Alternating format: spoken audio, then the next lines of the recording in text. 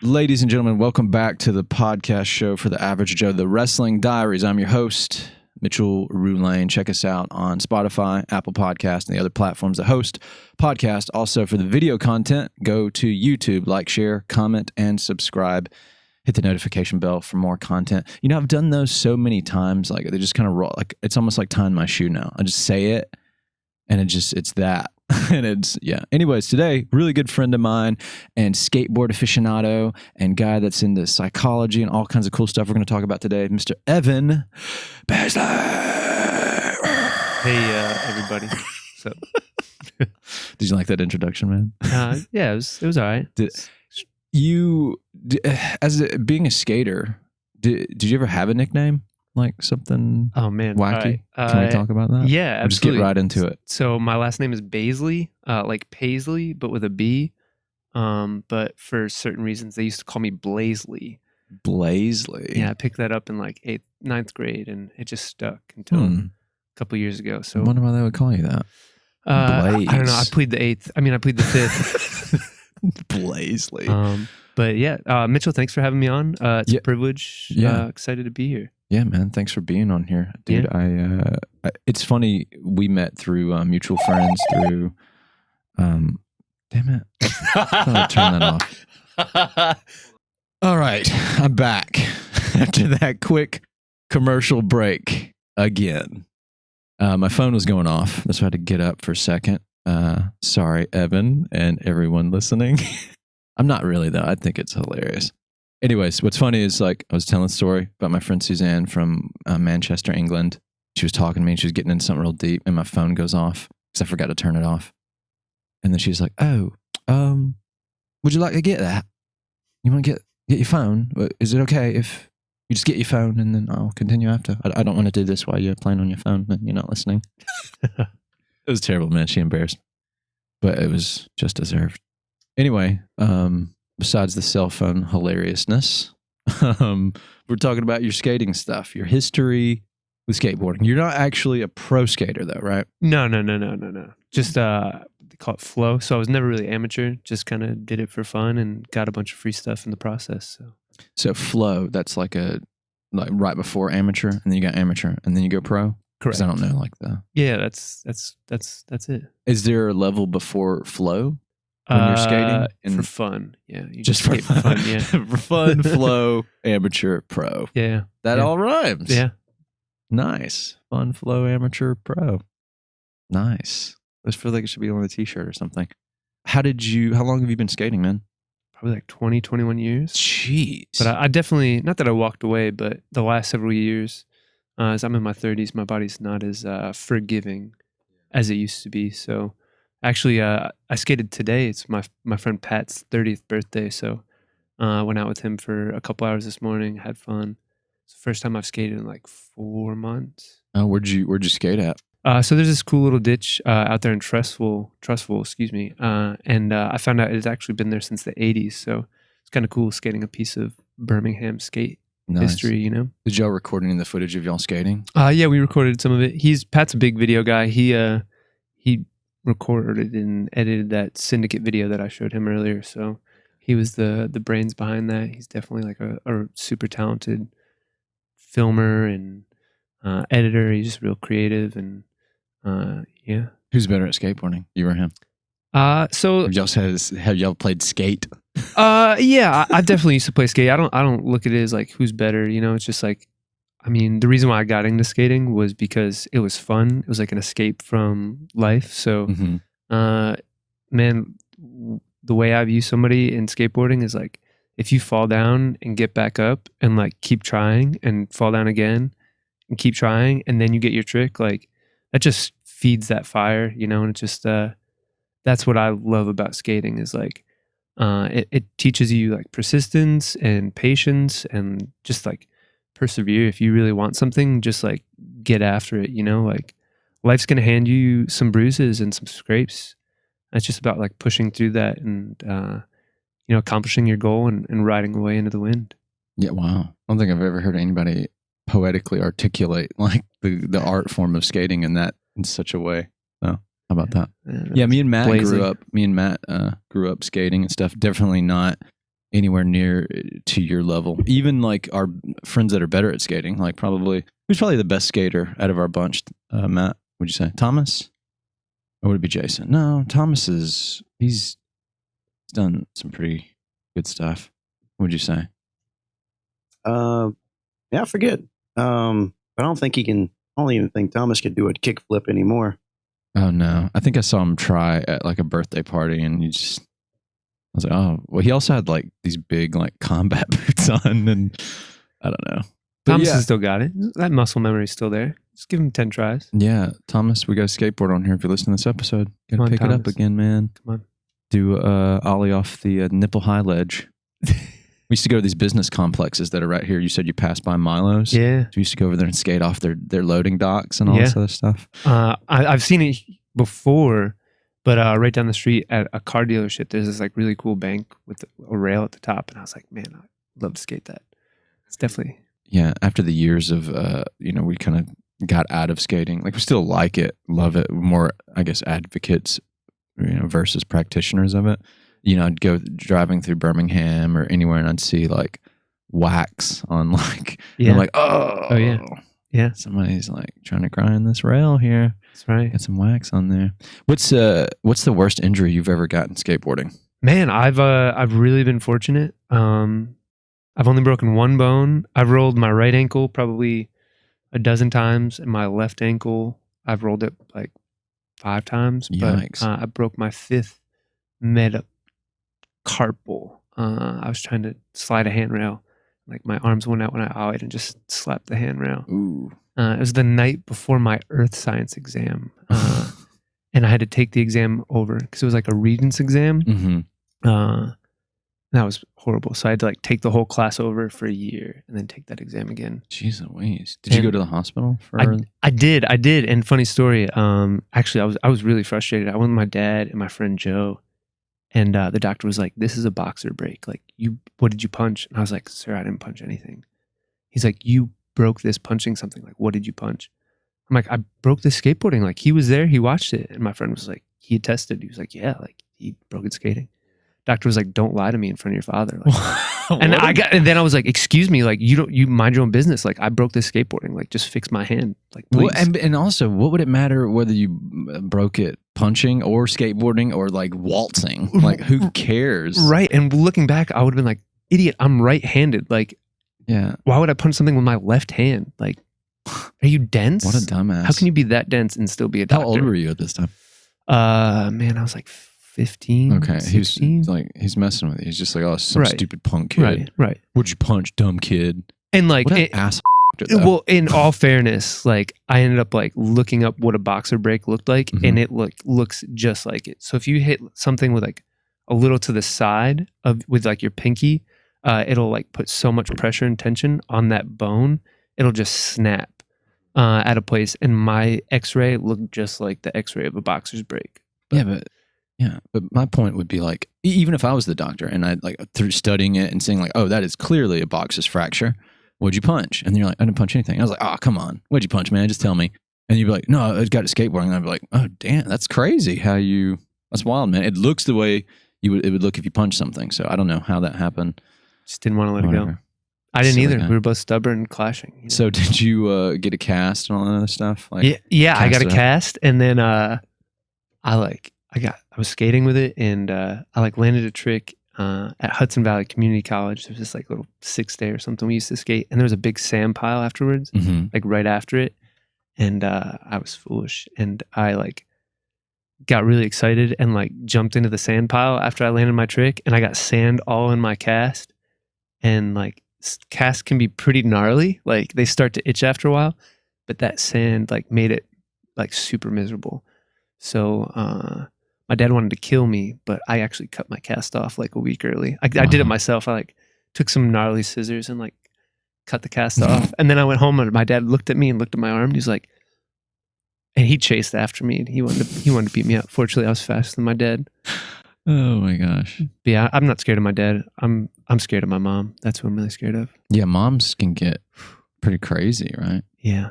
Dads, I feel like there's the formality. They're just more kind of like, oh, whatever. But like moms care more. Right. So then they really want to beat you up. No, my mom's like a farm girl, and she grew up in the country, and she's sweet. All my friends growing up are like, you have the best mom ever. And I'm like, yeah. Go ahead, piss her off, watch what happens. Like, Yeah. You don't want to get my mom on your bad side.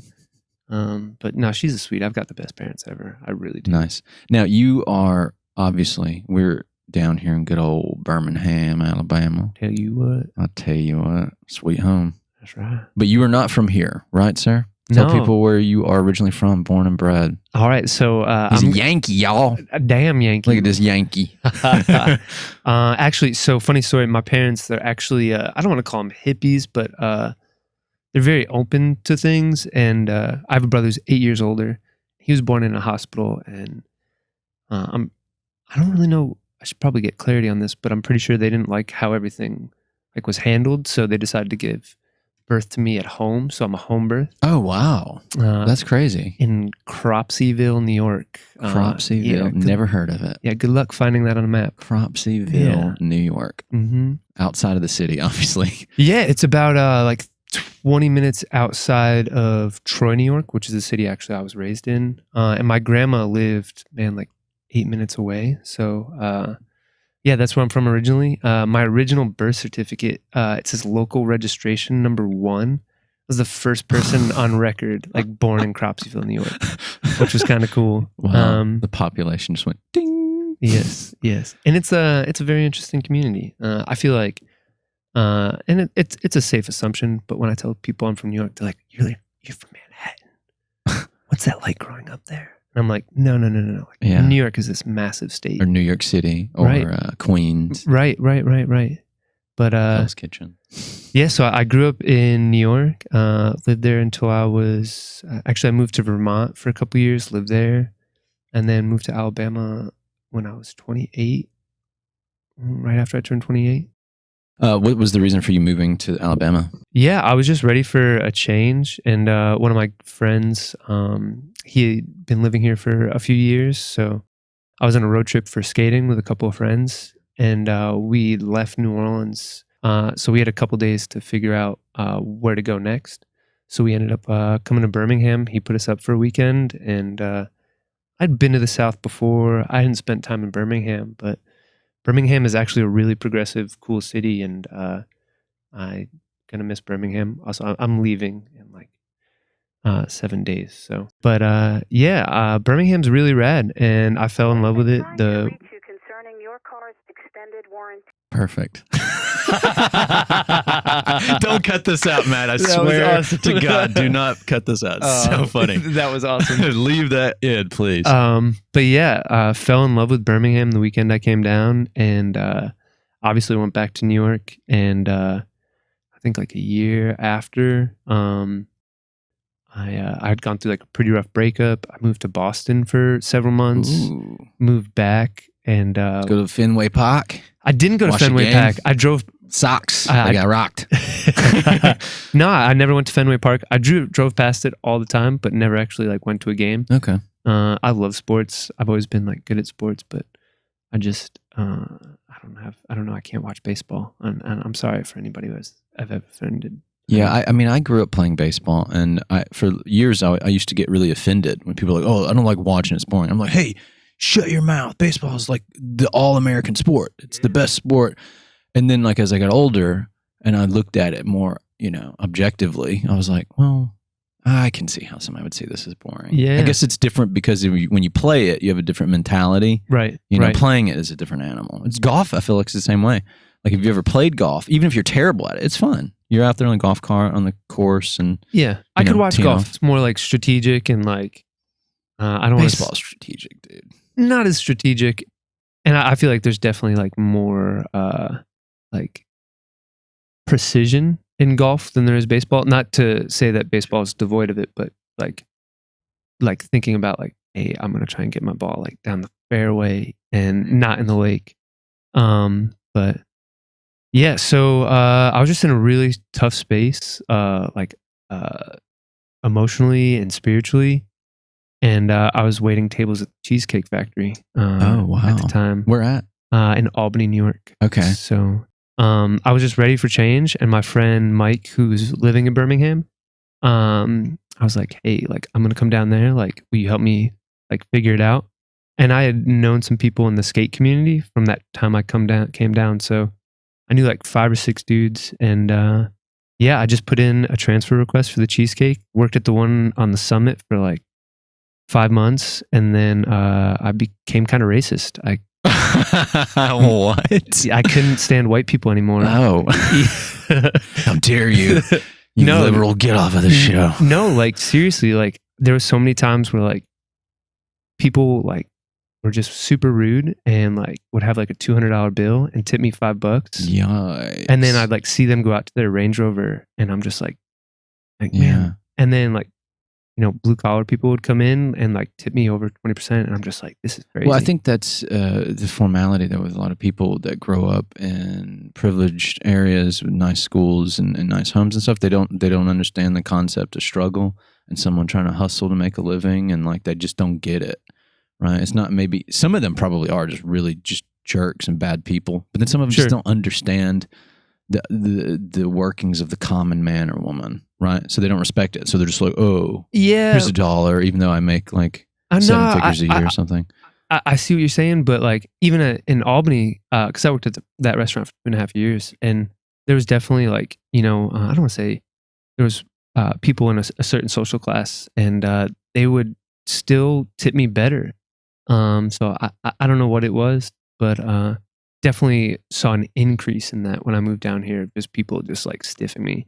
And I'd be like, man, I filled up your kid's Diet Coke like 7 times. Like, your ranch is not that important. Did you ever think maybe it was just you? They didn't just like you. There's something about you. I mean, it absolutely could have been, but like I don't want to tip him more because I don't like this guy. He did fill up the Diet Coke or whatever, but sure, I still know. I'm still providing a service. Like, that's very true. I provide a great service. I know this too. I've waited tables, so I get it. I understand. Yeah. But when did you work? What was the timeline that you worked at the? Did you work the one on 280? Right. Yeah, I worked the one. What was your timeline? Do you remember? I walked out on Valentine's Day. So yeah. This recently? No, this was like 2017. So I moved to Birmingham October 2nd, and I didn't work for like 3 weeks. I had like saved up enough and like just set my first day up to be like the beginning of November. So I worked November, December, January, February.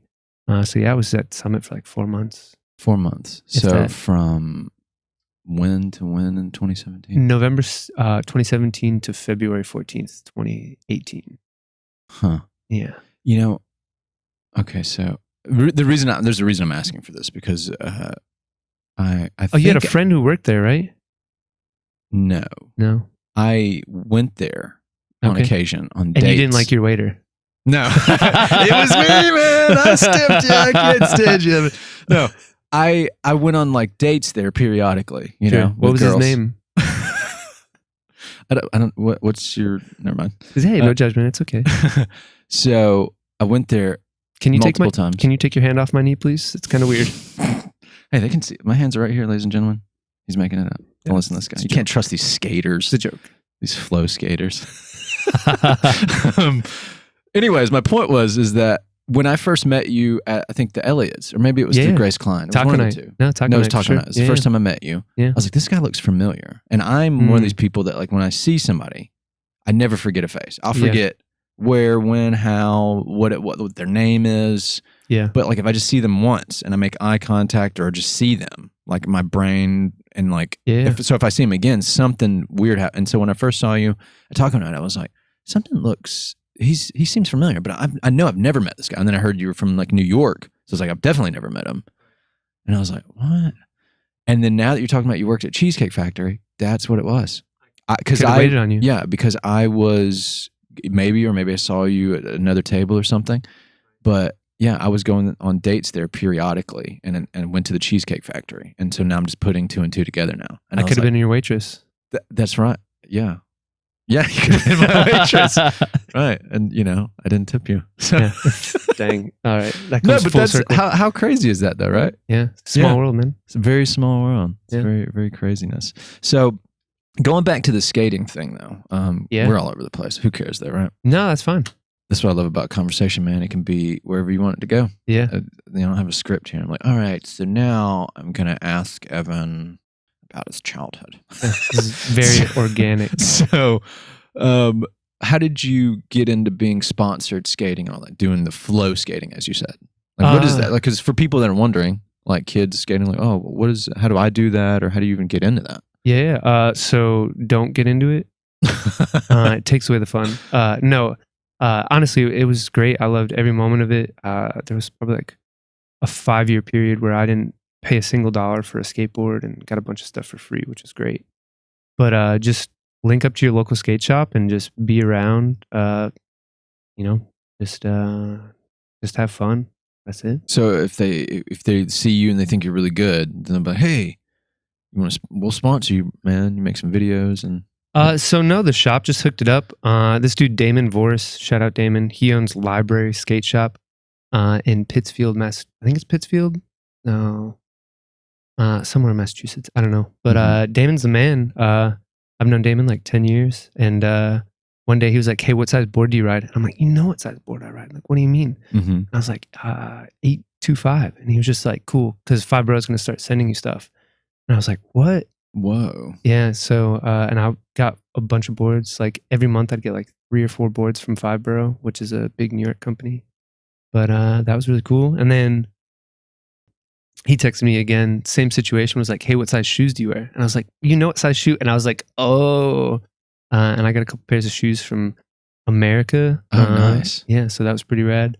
That is rad, dude. But yeah. What's your favorite like brand, or like what decks did you like? Trucks, bearings, wheels? Man, so I'm not one for favorites. Like I smoked cigarettes for like 12 years. Even when I smoked cigarettes, like I didn't play favorites. Like I would always switch it up. Just whatever. I don't have like favorite bands. It just like depends on the day, like my mood, what am I feeling. But, so you didn't even feel like a certain like type of skateboard or certain truck worked better than a lot of others when you were skating? No, I'm not really picky. Just like I just want to go skate. You know, I hate people who are like, I'm not wearing the right shoes for this. I'm like, you're just not wearing the right attitude, bro. Like, nice. You're just not wearing the right attitude. Yeah. I mean, and like I get it, like whatever, but that's just not me. Around the time we all started picking up skating really heavily, and my friend Thomas, whom we talked about, he would be going to skate parks and stuff like that. And we were in our grunge rocker phase. So we wore a lot of, we had long hair and flannel and holey jeans. We're bringing the 90s back in the mid 2000s or whatever. The Americas with the Edneys with the E on the side. Yeah. And he would go to the skate parks wearing like loose, like holey jeans. And all these other guys were wearing like tight girl jeans, skinny jeans. And then they were critiquing him. Like, man, bro, I got to give it up to you, man. I don't know how you skate in those, man. I could not skate in those. Like, I got to wear it. And then he's like, what? He's like, it's probably easier to skate in these because like first of all, the pants are loose, which is just already. But then see the vein holes in your nuts. Right, like, I can see your vein right there. Right. Like also, he was like, I don't know how y'all skate in those tight pants. Like, and this is back before they started making more jeans, I guess, with spandex. Some of they give like they kind of are more loose. And so he was like, yeah, he's like, there's more. I can flow better. Plus, like the airflow's good. You know, I got the air blowing in through my knee holes. It feels good. And they're like, whatever, man, do whatever. And I was like, that's so silly. Like, what? Anyway, yeah. I had our other friend, Jason. He's going to kill me. Whatever. It's fine. He probably doesn't even listen to the show, Matt. Jason, he doesn't even talk to us anymore. He got into that phase, and he's a big guy. Like Jason's like a husky, big guy. And he is like a guy that probably has no business wearing those girl jeans, but he did. And like, he's thick. And I remember we would like mess with him and be like, oh man, it's like, got 2 really huge hams, bro. We'd slap his thighs and he'd get pissed off. And yeah. And I remember one day he was like talking and he was like, yeah, man. He's like, I can't believe I did the whole skinny jean thing. Like, and I'm a big guy too. He's like, why did you guys kick my ass more? That's funny. It's good stuff. You never wore the skinny jeans then, obviously. I never wore the skinny jeans. Wasn't a fan. My good friend Shane, he always was a big skinny jean guy. Mm-hmm. Yeah, he was big into like the emo scene. I fell into it for a little bit. Did you have the coif? No. I never had that, and I never like had the blonde tips. I was like, I feel like you've always just kind of looked like this, very like just kind of normal looking. Not normal. What is normal? But I've never really fit in with one group. I've kind of always been friends with everybody, and me too. Yeah, I don't know. It's weird. I've always felt weird as a person. I've always just felt different. No, not you. Yeah, for sure. And for the longest time, like it was something like I battled with, like my identity. But yeah, so grew up in upstate New York. Had the best parents ever. I had an older brother. That's actually I got into skating. We had this little 3-stair outside of our house, and I'd always watch him like do tricks over the 3-step, and I used to think that was the coolest thing. And he would be like, "Don't touch my skateboard, or I'll kill you." And I would I would like ride a skateboard, and like he never found out. Wow. Well, now he does. Now he knows. Yeah. No, I've since confessed. Oh, okay. I've confessed for sure.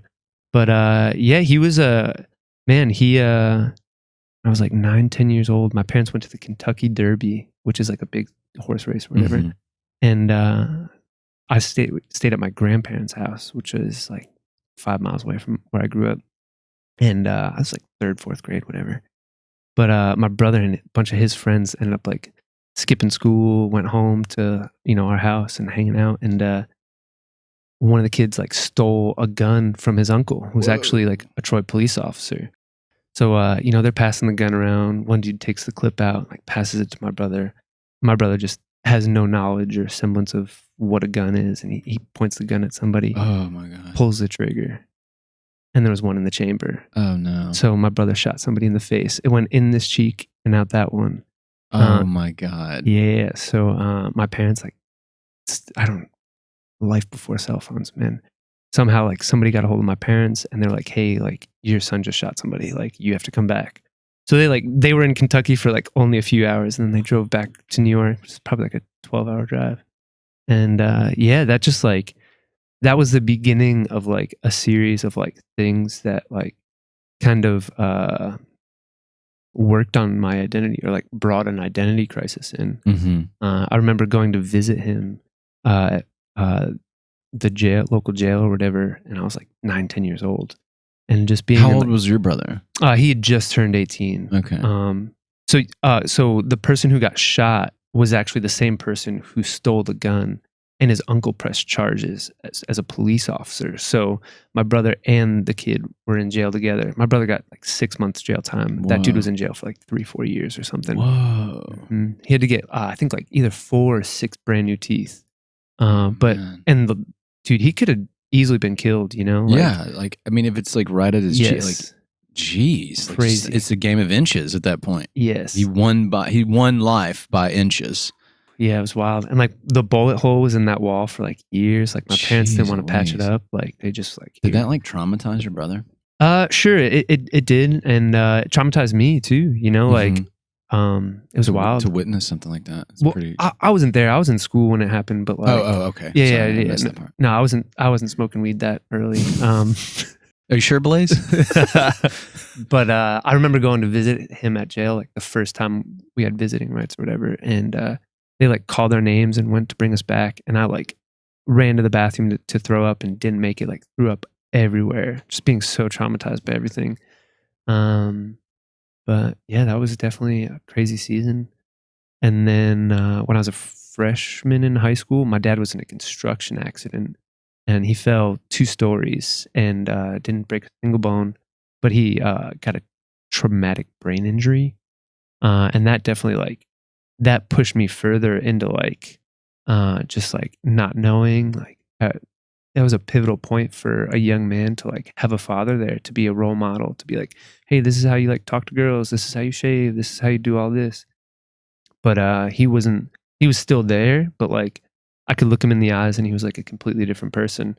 And he's doing great now. Like my dad's crushing it. He really is. I'm super happy for him. He's made a lot of like tremendous progress. And, but yeah, so that like pushed me into like just wanting to like self-medicate and like just like not care about anything. Like I completely probably should have done all these things, but I just wanted to go skate and just smoke weed all day. And that was what I did for several years. This is like a major league outlet for you, basically. Yeah, absolutely. And skateboarding absolutely saved my life. It was probably the best thing that could have happened to me. Wow. You know, it brought me into some great areas, and then it brought me into some bad things, but like I'd probably be dead if it wasn't for skateboarding. Yeah, because it gives Sure. it gives your life purpose, especially if there's so much like emptiness or like, I don't know, you're feeling weird. There's this void.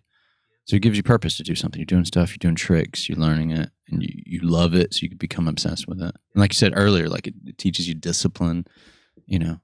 And even like just like feeling pain, like when you're hurting, that it like makes you feel alive. So like I wasn't seeking that, but I was experiencing it. So but yeah, skateboarding was a huge huge thing in my life, and I'm so grateful for it. And Why do you think you didn't try to pursue more with it, like career-wise, like try to go amateur and then try to go pro? Like, man, I don't know. Looking back, I definitely wish I did like give it more of an attempt, because there were several people in my life who were like, hey man, like you should actually like pursue this. And I was just like, whatever, I don't care. Like I just want to go have fun. Like that was it. But yeah, one of my good friends from Birmingham, I won't say his name, but he's got like a bunch of sponsors, and nice. he had like gone out west to LA and like lived there for like 6-7 months and came back, and he was kind of figuring out like, I don't know what to do with my life. Should I go to school? Like, should I try and pursue skating? Because he's like super talented. He rides for Nike. He's like, oh wow, yeah, he's Nike. like, yeah, he's like super talented. But actually, so Alex Spinosi, check him out on Instagram. Kid is just ridiculous. Alec, ALEC, and then Spinosi. But yeah, he just rips, and we went hiking one day. And he was just, man, I don't know what to do. Just kind of like freaking out about life. And I was like, hey, like if I have any advice, like you have the talent, like you have the potential, like just give it a shot. You don't want to be 30 plus years old and be like, man, I wish I went back and tried. What if? Yeah. And he ended up moving out west, and he's been out there for like 1.5 years, and he's crushing it. Like got a bunch of big sponsors, and like he's ridiculous. Like it's crazy. But that's awesome. So we have you gave Matt some skate footage. What is it that we're gonna take a look at it here in just a second? But what is it that we're about to look at? So I feel like every city should have a skate shop, and this was from my local skate shop in Albany called Seasons. It's a pretty big skate shop. Trevor, Damon, CB, thank you so much for everything. But yeah, this was a video that they like helped to put out, and yeah, I got the ending part, which was pretty rad. But my good friend Timmy made it, and yeah, it was just like a bunch of dudes hanging out, drinking beers, having fun, and just recording their friends. So sweet. Yeah. All right. So anybody listening to the audio stream of this is a disclaimer here. Obviously, if you want to see the footage, just go to YouTube to watch the footage. If you're listening to it on the audio stream, you're not going to hear anything. This is going to be like a quick little blip, and then you'll hear me be like, "Oh, we're back. That was awesome, ladies and gentlemen." So yeah, if you listen to the audio stream right now, slide over to YouTube, or I might post a link to, and you can just see the video itself of Evan's skate footage we're about to show. So cue it up, Matt.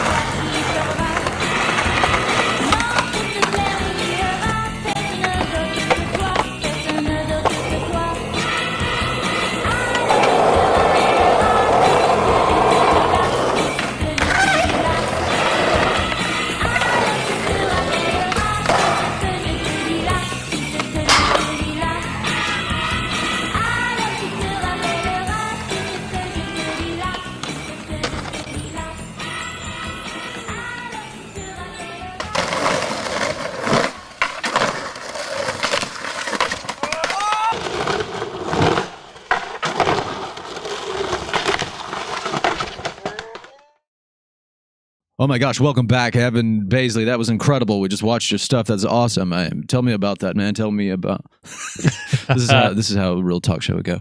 Dude, that was sick. Thank you. Super sick, dude. I mean, here's the thing. I mean, I'm much better than that, but the thing is that I don't. It's still good for what it's worth. No, dude, you're. I don't understand how in the hell you didn't get into like you're real good. Like I've seen people that are pro skaters, and the videos. I mean, like the stuff you're doing is just as good as like a lot of these other guys. Like, yeah, I mean, there's no handrails, but whatever. Well, you know. No handrails. I'm sure there. Have you ever done like a really long handrail? No, I never really liked handrails. I did a couple when I was younger. Scared about the whole like, dude. I nutted so bad on one, and I was like, yeah, no more. I know Bam Margera for years wore a cup because of that reason. He would wear a cup when he would skate. Probably, yeah. No, he did. I think he talked about it in an interview or something. Yeah, he said he wore a cup because he hitting those rails. Bad stuff. I've seen too many Bales sections. I just can't. I don't know. Yeah, I mean, but you're really good, man. And you're still skating now. Yeah. Every once in a while, like 4 or 5 times a year. Yeah. More into natural transition. You're out of all the skaters that I've known through my lifetime, you're probably like the most like kind of chill zen skater I've ever met. Yeah. You know, peace. You just, I don't know. I guess I've just met like a lot of rowdy skaters and stuff like that, especially down here. Sure. A bunch of guys trying to be tough guys and stuff. Yeah. No, I can definitely turn that on. Yeah, I'm not really a tough guy, but like my parents were always just like, hey, like look at the sunset. Isn't that beautiful? So I definitely have that. And I've always been aware of like the spiritual side of things. Yeah. But yeah. And I feel like now that I'm in my 30s, I've definitely mellowed out. I'll have a beer, like some whiskey, but I don't. That's bad. It's a sin. Who cares, man? God judges your heart, not your appearance. Yeah. So speaking of that stuff, you obviously are a man of faith. Yeah. We didn't cover that yet. Yeah. But you didn't grow up in the church, and you didn't grow up, I don't know, believing or whatever. So can we talk about that? Can we talk about your spiritual life and how you found it, how you got into Jesus game? Yeah, it was definitely a long journey. It started when I was young. My parents always taught me about like the teachings of Jesus. They just didn't teach me about him. They asked me a couple times throughout my life, like, hey, do you want to go to church? And I was like, no, I'm gonna sleep in and watch like stuff on Sundays. I want to watch cartoons. I don't want to go to church. Like what? And then I did. So they went to church. No, they grew up going to church, and then they like wanted to extend that offer to me, but they weren't really a big fan. Like they were kind of over it. But like they're definitely very spiritual and very aware of like that aspect, and I guess like kind of the golden rule kind of line of thinking. Yeah. So I grew up with that, and then in my like early 20s, after like everything that had happened, I was definitely wrestling with like, all right, what's my purpose? Because deep down, like somewhere within me, I always knew like, hey, like I have this purpose. And there were several times where I was like, no, I don't. Like I'm a complete waste of space. But I like knew like deep down, like, hey, there's something here. And so I like looked into like Buddhism and Taoism, meditated, and did all the chakra work, and I did that for several years, and it was great. It definitely brought me some peace, and it definitely brought me to a place where I could definitely find some level of comfort, but I was still smoking weed all day, every day. And like the last year or two I was in New York, I was definitely drinking 6 nights a week, 7 nights a week. I was definitely like self-medicating really bad. It would have been really bad for me if I stayed there. But right before I left, my friend Mike, who's from Birmingham, he was in Albany at the time, and he was going through some really rough stuff. And I was complaining to him about like the tiny things I was going through. And we started talking about books, and there's this book by Robert Greene, The 50 Laws of Power. And I was like, hey man, check this out. He's like, no man, check this out. This is the Bible. Like, and he was like talking about, he's like, man, I'm going through this right now. Like, and like, I get my faith. I get my peace in this. Like, this is where I get my purpose from. And I was like, yeah, man, like I just, like, I don't know, man. Like I've met too many crazy like fanatics. Like I can't really get down with that. And he was just like, all right, well, check this out. And he's just like pretty macho dude, like rides Harleys, like doesn't cry, like stereotypical, like badass dude. Yeah. But he was going through a really rough spot. He's from New York originally, but he was like in a really rough spot when he was in his teens, living in a friend's basement. Like he'd gotten kicked out of his parents' house, about to get kicked out of his house. And he was like, man, he was like, it was like 2:00 in the morning and I hung a noose in the barn from the rafter and I was getting ready to take my life. Whoa. And I was like, okay. And like, I could see like at this point, like I've always been very visual and been able to like pick up on things. I'm very empathic and can feel when people are being sincere or insincere. Sure. And like I could tell he was like starting to tear up and get chills. And I'm just like, all right, like I'm going to pay attention. He was like, so I hung the noose and like walked around the lake, and he grew up in the church. And he was like, God, if you're real, like reveal yourself to me, because I'm going to do this. Like I'm sick of living. And this was like middle of nowhere, Adirondacks State Park. Like it's the largest national park, or excuse me, it's the largest state park in the nation, or one of, I don't know. Don't fact check me, please. But it's like 2:00 in the morning, and this car pulls up and was like, hey, like I was just in a prayer group and like God told me I needed to be here. Like, do you know anybody who needs my help?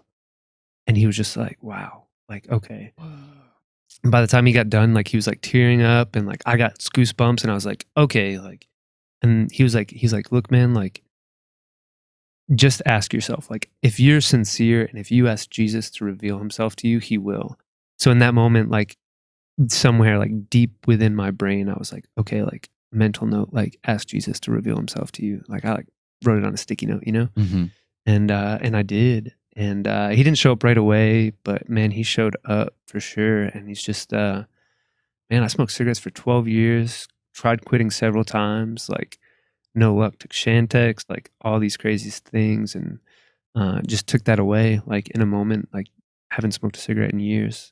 You just quit it cold turkey? Yeah, just quit it cold turkey. Like I had a couple cravings, but like they were gone in an instant. I've like smoked some cigars like since then, just like with a glass of whiskey, but that doesn't rule me anymore, you know? Yeah, it's just something you do. Yeah, it's just like casual, but just total shift in life. No, I mean, I was just that's a beautiful story though. Like, not to be cheesy about it or whatever, but it really is. Like, you found like skating like was kind of like your outlet for whatever before, but then you found something, I guess, even more powerful. You would say, through your faith, so much more powerful. Yeah, absolutely. Yeah. And it wasn't until I came to faith where I really like recognized the full potential within myself, and like. There were several years where I looked in the mirror and I could look myself in the eyes, but I couldn't truly look myself in the eyes and like be comfortable or content with who I am. It wasn't until after I came to Christ where I was able to do that and like find or be at peace with who I was.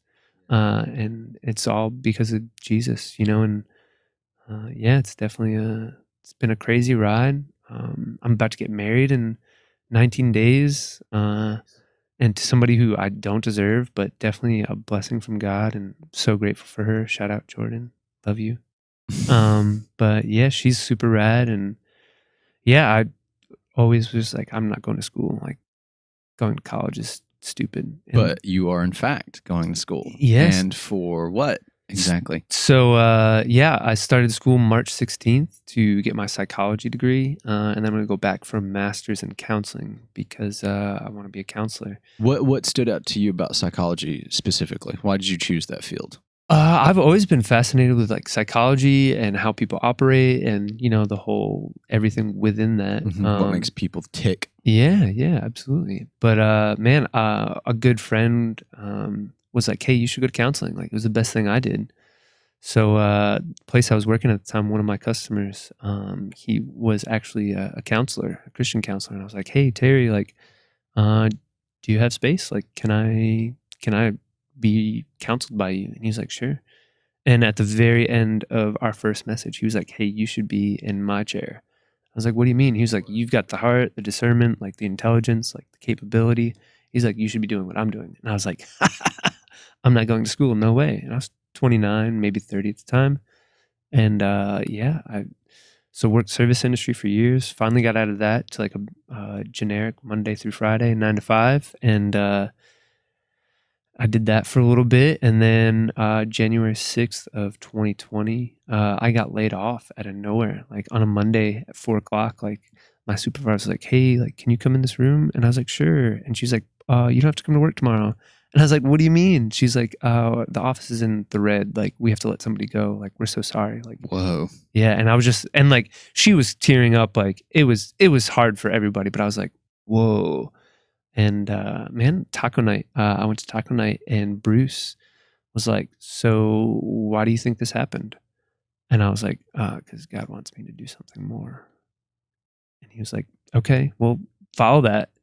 And I like didn't want to go to school. I was like, I can't juggle that, like school, work. Like, how can I do that as a 30-year-old man? Like, my 20s have passed that season where I have that energy is gone. But you know, I believe, not to interrupt you, but like I believe like the whole age thing, it really is just a number. It's something that society creates, right? Yeah, it's a mental thing. You're 40, you've never been married, you don't have kids, you're a loser. No, you're not. You're just 40 and you haven't like done whatever. Like just because everybody else is doing it doesn't like it gets ties in that whole silly adage like, oh, if everybody jumped off a bridge, would you do it too? How deep is the water below? Yeah. You know? I mean, there's people that I've seen pursue like dreams about stuff when they're like 50 and 60 years old, right?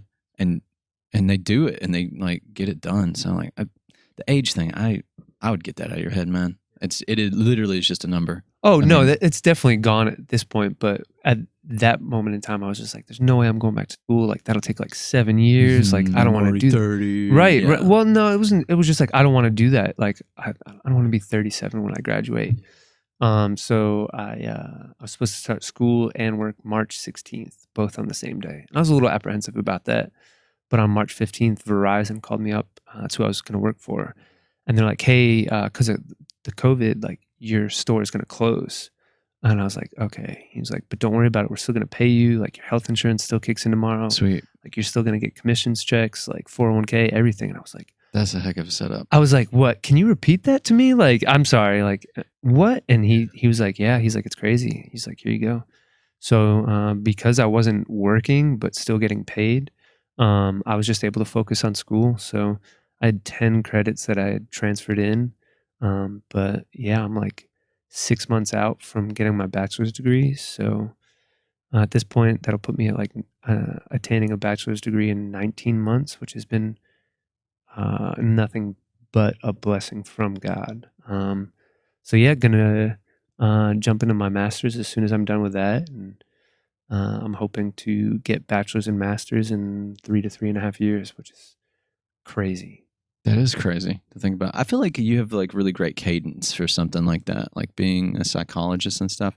Like you also are very personable, and so like you don't seem like you would be, because I don't. Some people that do that, you know, they have that kind of air. We talked about this once before. Yeah, that air about them, and you seem like just very like, I don't know, level and like down to earth.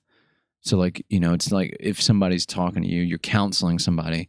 I feel like, and this is just my opinion, obviously, but it's like they would feel more comfortable, almost like they're talking to a friend, less a professional who's kind of looking down at them with a clipboard. I'm like, oh. Well, so I'm going to get my doctorate degree. Once I attain that, then I'll be that smug douchebag. Well, No, I'm okay, kidding. well, perfect. But yeah, man, I think you're quick-witted, you're smart, you're clever, you're observant. I think it's a good field for you to go in. When I heard that's what you're doing, I was like, oh, makes sense. He seems like somebody could get into that. No, and it looking back at my life, like as like from 30,000 feet, I definitely see like how certain people have come to me and be like, hey, like, what do I do? I see how like God has kind of already aligned me for that role. So it's just, I can't wait to get into my field. And I feel like the pandemic has really brought to attention like how important mental health is. Like people go to the gym all the time. Like we should all be focusing on our mental health, you know? Mm-hmm. For sure. It's definitely and that's important. Something you can bring to the table going forward. That's really great. I can see it now, man. There's two people sitting down having a beer together and they're talking about their issues, and they both have counselors, or one has a psychologist, and he's like, yeah, my psychologist is telling me all this stuff, and he's really great. He's a cool guy. He's a good family man and does all this stuff. And the other guy's like, oh, he's like, well, my counselor, Evan, he can do a 360 flip whilst counseling me with my troubles. That's funny. That's cool, dude. Yeah. Like how many like psychologists, you know, could, you know, I don't know, do a nollie. I don't know. I'm sure there's a bunch of them out there. Maybe. Yeah. That's cool stuff, though, man. So, the part of the show, right? You got a lot of great stuff going on in your life. You're a great man of faith and good stuff. You got a wedding coming up soon. Yeah. There's some little nerves there. What is the stuff that you are still dealing with now? What are you wrestling with specifically in your life? Man, so I stopped at the gas station right off the highway here, Mm-hmm. and I got back into my car, and my car was making this really weird like noise, and I'm like, "What is this?" Yeah. And it persisted all the way till I pulled in the driveway. Oh no. And then I was like able to like take my eyes off the road and look at it, and the part of my dashboard, like there's like the clock and everything underneath, like that separated. So I was like, man, now I have to wrestle with this. Oh no. But sorry, bad plug. But man, life is so hectic right now. So actually, I'm done working Verizon. My last day was yesterday, as a matter of fact. So my fiance Jordan and I decided that it's because Verizon's not going to pay for my school like we thought they were. But since they're not, we're like, hey, let's push my school through as quick as we can. That way I can get into my career as quickly as possible. That way I can bring like a really good income to the table quicker, as opposed to a decent income but prolonging school. So we decided that's the best idea. But life is so crazy right now. Between working 32 hours a week at work, full-time student, trying to be intentional and invest in my relationship, as well as, being intentional about the relationships I've, forged in Birmingham, and, finishing those strong, all while, being healthy and, being able to spend time with God, which is something I have struggled with, because I've gotten so caught up in being busy. I heard. And when you say spend time with God, what do you mean? Oh, just like in the morning, like I remember like the first year and a half, 2 years after I came to faith, like I would wake up every day and I'd be like, wow, God, thank you so much for this day. Mm-hmm. And I still do that. And your morning affirmations. Yeah, but I would always like jump into prayer and just like be so intentional about that and spend like 5-10 minutes. And it was a sweet time. Like it was very sweet. And now I'm like, all right, I got to do this. Like I got to write this paper. I got to edit this paper. I got to read whatever. But so there's just a lot of moving pieces right now, getting everything situated for the wedding and packing, getting ready to move and, getting ready to hang out with friends before I leave, all that stuff. But verse in Philippians 4, it says like, think on those things that are noble and think those things that are pure and lovely and excellent. So it's like my eyes are on that, not in this moment, because immediately after the honeymoon, we're going to Alaska for a week, and then we're going to Cancun for a week. So my eyes are set on that. That's for the honeymoon? That's for our honeymoon. Wow. Yeah. So that's fantastic. Yeah. So you got your ice, you got your beach. Yeah. Wow. We're both really excited. We both have worked really hard for that, and I'm so grateful. I'm kind of like, hey, the stars will align. Like let's just like trust God, and everything will take care of itself. And she's like, no. I'm going to show you on the Excel spreadsheet why you're wrong. Oh, she's one of those. Yeah, but nice. and she's great, and she's like, we work really well together. We're both like adapting to each other and like figuring that out and communicating through it. But just because there's so much tension in both of our lives with like wanting to finish well in Birmingham, there's definitely like there's not a lot of time to rest, but your life is just super busy, dude. It's so like crazy. A crazy beehive. Well, and like we have to be careful as humans. Like I heard on an acronym, or I heard on a podcast like a week or two ago, somebody was like, yeah, busy is an acronym for busy under Satan's yoke. And I like felt really convicted, and I was like, whoa, like, okay, like, yes. But what does that mean exactly? I don't know if I get it. Like busy under Satan's yoke. Like, so like Satan is keeping you busy to distract you from like being able to spend time with God and like connect. Yes. It's interesting because there's also that saying that says idle hands are the devil's workshop, right? Right. Just like sitting around not doing anything. Yeah. Well, there's the antithesis of that, It's my favorite word for this season of life. I don't know, I've said it like 10 times in the last 3 weeks. It's a great word. It's an awesome word. Yeah. But I feel like it's like finding that right balance. Yeah. Right in the middle, like, hey, like I can be busy, but yet like devote my mornings to God and just like spend 5 minutes in prayer, like 5 minutes reading my Bible, and like 5 minutes like listening to a worship song, like, and just be like, all right, like I present this to you.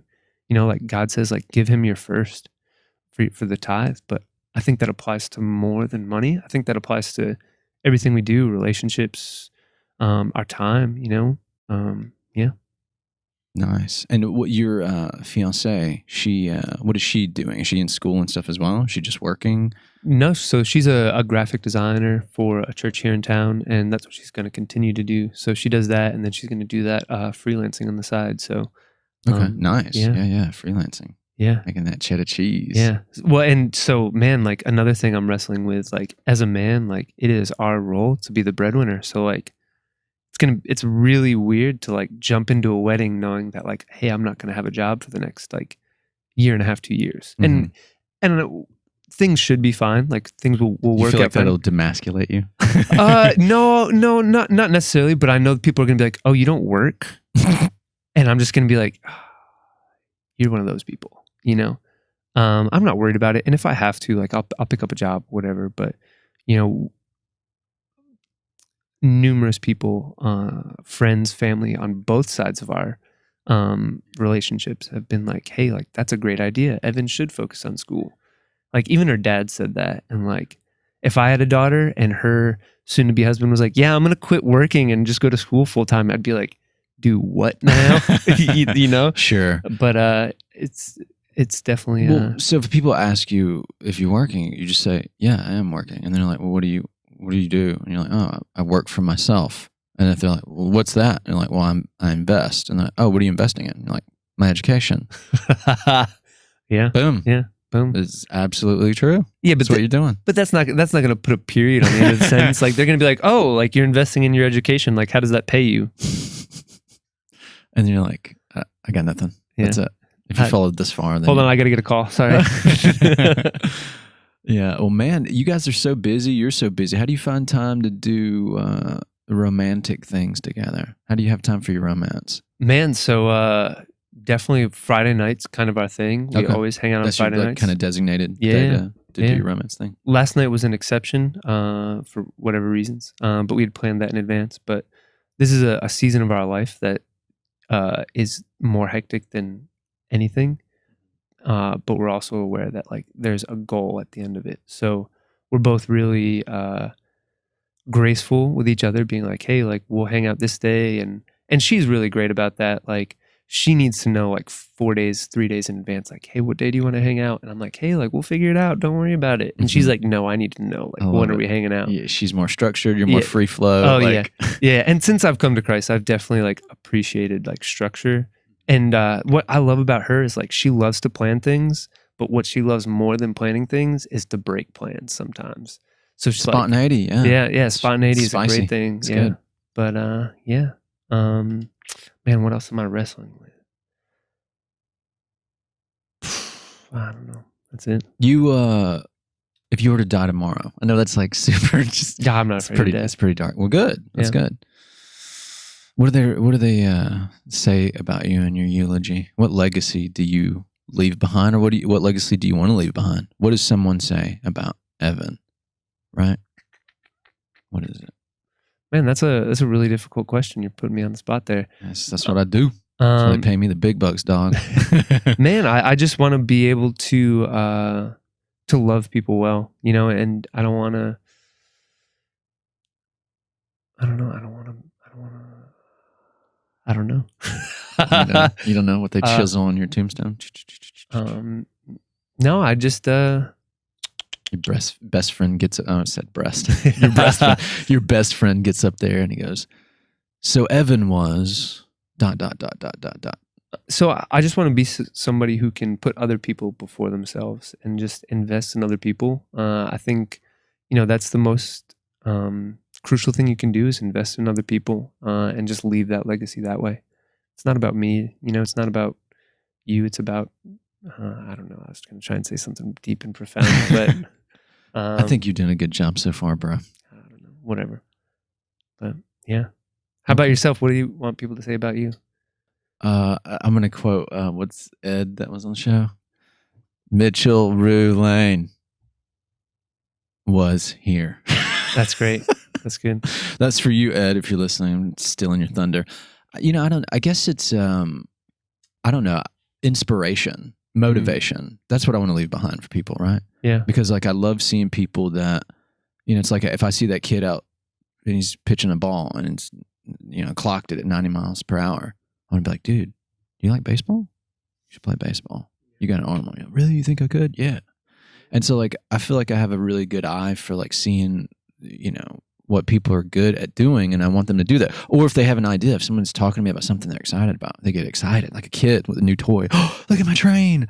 I'm like, whoa, what's up with that train? Why do you like it? And I love that about people, and I love to try to push people to become whatever they want to become and do what they want to do and do what makes them happy. Yeah. Right? And joy and love, and that's what I want to leave behind. If someone asked me that, heck yeah. Like, Mitchell made me want to be like to live my best life, or he made me like, not he made me, but he motivated me to get off my ass and go chase after this, or to believe in myself. Yeah. That's what I think that would be a good, that's pretty rad legacy to live off of. Yeah, for sure. If you, what do you think you yourself, like your 20-year-old self would say about you now? If he could see you, are you living the life that 20-year-old Evan thought he would live? Or he's like, whoa, I never saw that coming. Or is it like, wow, yeah. Honestly, to be completely honest, I didn't think I was going to live to be, more than 25, 26. Not that I was like expecting myself to die. I just like thought that like I was going to like suffer some tragic accident. Like, yeah, so I didn't really expect to make it this far. I don't know. I never really thought about longevity and like thinking about like where I would be in the future. So you've exceeded his expectations. Nice. His expectations or my expectations? One of them. One of yours. Yeah, definitely. Somebody's expectations are yeah, exceeded. For sure. That's good, man. You're doing a lot of great. I'm gonna miss you when you're gone, man. When you move back up north. But I'm glad for you. I'm happy for you, bro. Yeah, and isn't it ironic? I come from New York, moved down south. I'm like, oh, cool. I'm gonna meet a Southern Belle. This is gonna be great. No, I met another northerner from Indiana. So and then you're going back up. And then I'm gonna go back up to Indianapolis. Indiana. Yeah, I'm excited. Her family's super rad. They're really like loving and they're great. Anytime I go up there, I feel like I'm on vacation. I don't feel like I'm spending time with the in-laws or anything. I'm like, oh, I'm spending time with the family.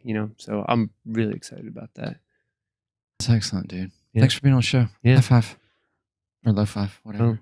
Boom. Some skin, brother. Yeah, that's really cool, man. I got high hopes for you, dude. I think that you. I mean, this is why I wanted you on the show. You got a lot of cool stuff going on in your life, a lot of change, and you're just a very infectious person. I feel like people around you can pick up that energy and find something good about it. Maybe they can pick up faith of their own, right? Amber is the color of your energy, man. Whoa. We play 311, Matt. Thanks for being on the show, man. Dude, thanks for having me. I It's really been appreciate fun. it. Before we go, though, for people that are really into skating, if they would like to check out more of your videos and all that stuff, can you tell them how to find that stuff? Yeah, just type in Evan Baisley. That's it. Don't type in any of the names of the videos. Spell the last, or just spell all of it. For me. Last name's B as in boy, Aisley. And there's a couple videos that come up, and yeah, good luck. And is there anything else you'd like to plug in with you or your fiance? No. Okay. I got an Instagram, but I don't want to give it out. if you're okay, that's fine. If you're desperate, you I'm can glad find you it. said that because I usually give out people's social medias, and I'm so glad you said that. So now I will not do that. Brother, thanks you so much, man. Yeah, I really appreciate you being on the show. Thank you. God bless you in your future endeavors, sir. You as well. Ladies and gentlemen, may I have your attention, please? I got to remember where all these cameras are at. We changed up. I'm looking at this one. Sorry, Matthew. At A, camera A. Camera A. Yeah. I hope you enjoyed today's episode. This is another one. We find out about manhood or struggle that is manhood, and how it's beautiful, how it's an art form. It's artful to struggle with things and overcome adversities and find something in life, find something grand and great. Evan found outlets in skating, and then he found his faith. And I mean, if somebody's listening to this, like, what is your outlet? Like, people deal with a lot of things, they wrestle with a lot of things, they struggle, whatever it is. But what outlet do you have? Are you just sitting there, like growing moldy, or like, do you have something to freshen you up? Maybe you should take a play at Evan's book and pursue and look deeper for something in life. I think that's really important. Check us out on the audio. We're just all over the place with speech today. Same. It's all good. Check us out on the audio platform, Spotify, Apple Podcasts, Google Podcasts, Pocket Casts, Radio Public. The video content. Also, if you want to see the skate footage of Evan, go to YouTube, like, share, comment, and subscribe. Hit the notification bell. We release weekly. Tell me, what do you wrestle with and how can you beat it? One love.